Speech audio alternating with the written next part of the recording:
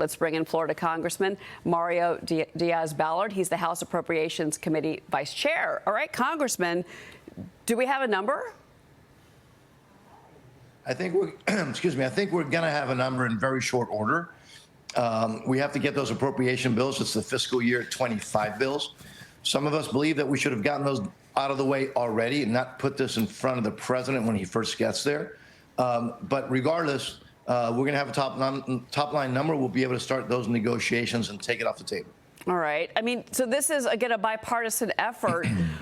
Are you getting a sense in the general business of Congress right now that some of the Democrats are willing to come to the table? Because we've got, a reconciliation bill that we've got to talk about here. And Mike Johnson has a very slim majority. He's got some challenges with those blue state Republicans over SALT. Your response? Well, we have a lot of challenges and a very slim majority. Now, the appropriation bills can't be done through reconciliation. So they require 60 votes in the Senate, 60% of the senators to vote for it, which is why, whether we like it or not, appropriation bills have to be bipartisan. We also have to get the debt limit solved, take that off of the president. It's unfair to put this on the president to, in essence, tie his hands for past expenditures.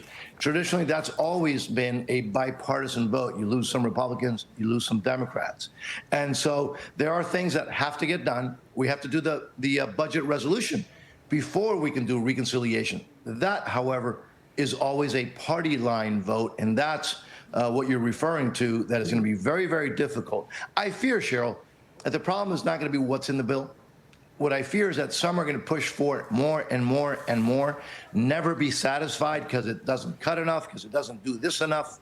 And the reality is that that is how we get the president's agenda done, through reconciliation. So we're all going to have to, Republicans, we're going to have to hold our noses, not get everything, but pass the president's agenda to save this country. All right. Well, we're going to be watching your work, and we'll be waiting to see if we get news today from your committee. President Trump is traveling to Asheville, North Carolina today. He's going to visit areas that are still recovering from Hurricane Helene since it was hit last September. Now, he slammed FEMA's response to that storm. He says they're getting in the way. After North Carolina, Trump is going to be heading to L.A. He's going to tour wildfire damage. He's now suggesting aid for Los Angeles should be tied to Congress's reconciliation bill, which we are talking about, which could also include a debt ceiling increase, but also immigration reform, energy permitting, and tax cuts. Then you've got House Minority Leader Hakeem Jeffries. He calls that a non-starter. This ties into the conversation we're having about reconciliation. And FEMA is a big piece of this. It is. And the president doesn't stand for nonsense, for procedural hurdles that might get in the way. He wants to get it done. And I think he's right about that. Again, I think the issue of doing something for California, for the disaster victims, that has to be a bipartisan vote. So I'm not sure, I'm pretty doubtful that we can put that on the reconciliation bill, which is going to be a party line vote.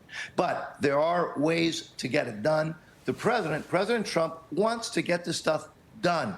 And he's absolutely right. Some of the stuff we should have gotten done before. There was a small group of Republicans that kept insisting, by the way, Cheryl, no, let's wait, let's postpone it, because whatever reason, the appropriators were telling him, we don't think that's a good idea, but we are where we are. We can get it done, but it's going to require Republicans hanging together, sticking together, and not being over greedy, demanding exactly everything perfect. President Trump deserves his agenda. The American people, Cheryl, deserve President Trump's agenda and that mandate that they gave him, which I think is a clear mandate to get these things off the table, passed, sent to the president for his signature.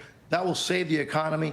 It'll save the national security. It will secure the border. In essence, it'll save the United States of America. Well, the pressure is going to be on Speaker Johnson, obviously, through all of this. And, I know that some heads have been spinning a little bit with President Trump making the comment that maybe FEMA should go back to the states, and that's a whole other controversy.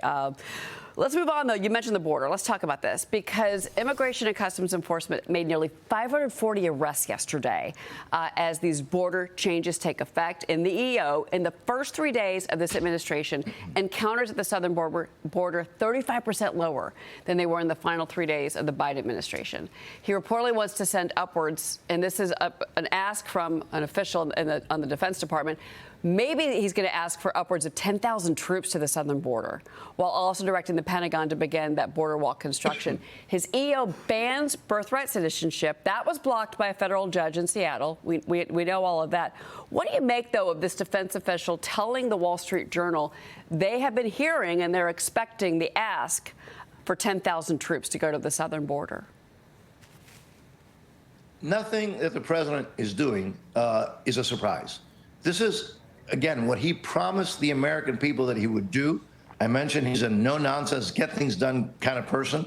And so nobody should be surprised. And you're already starting to see dramatic differences on the border, on foreign policy, on attitudes around the world, and including in, the woke corporations in the United States of America. That's why I've said time and time again that I think President Trump is going to save America.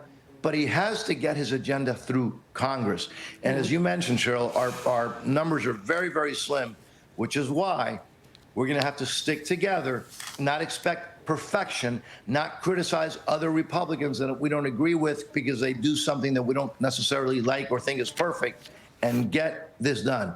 Which is why, by the way, we are meeting actually in the district that I'm privileged to represent. The Republican Conference is meeting in Doral, Florida, Southeast Florida, to go through these issues, to figure out how we move forward, because our margins are so slim that there's very little margin for error. All right. Well, that's interesting, and that certainly that conference is going to be.